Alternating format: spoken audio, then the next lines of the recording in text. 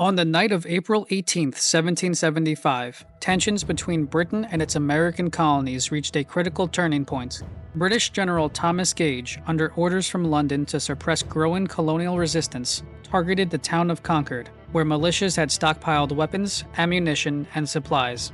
Gage ordered 700 British regulars, under the command of Lieutenant Colonel Francis Smith, to march overnight from Boston to seize and destroy these materials.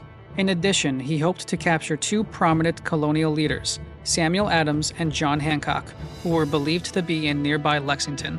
However, colonial spies and members of the Sons of Liberty had uncovered Gage's plans. Patriot leaders devised an elaborate warning system. Lanterns hung in the steeple of Boston's Old North Church signaled whether the British would march by land or sea. Meanwhile, writers like Paul Revere, William Dawes, and later Dr. Samuel Prescott carried the alarm across the countryside. Revere set out across the Charles River and reached Lexington, where he warned Adams and Hancock, urging them to flee.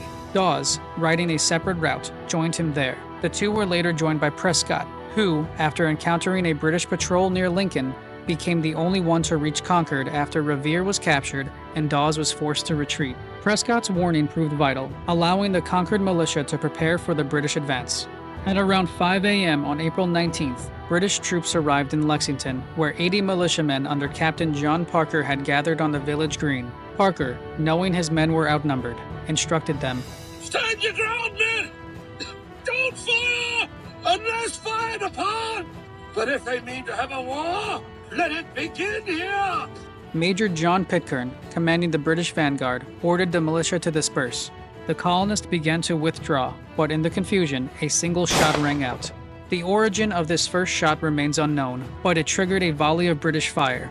8 militiamen were killed and 10 were wounded. The remaining militia fled, allowing the British to march onto Concord unopposed. When the British reached Concord around 7 a.m., they began searching for the weapons they had been sent to confiscate. Most of the supplies had been hidden or moved thanks to Prescott's warning, but the British did find and disable several items, including 3 cannons, over 500 pounds of musket balls, as well as burning gun carriages, which produced a large plume of smoke visible for miles. Meanwhile, colonial militia from nearby towns poured into Concord, swelling their numbers to nearly 400. At the North Bridge, the colonists faced off against about 90 British soldiers guarding the area. After a tense standoff, the militia advanced. A furious exchange of gunfire ensued, during which several British soldiers were killed or wounded. The British retreated from the bridge, and the colonial forces gained control of the town. Colonial militias harried the British all the way back to Boston in what became known as Battle Road. Using guerrilla tactics, the militiamen ambushed the retreating redcoats from behind trees, stoned walls, and buildings.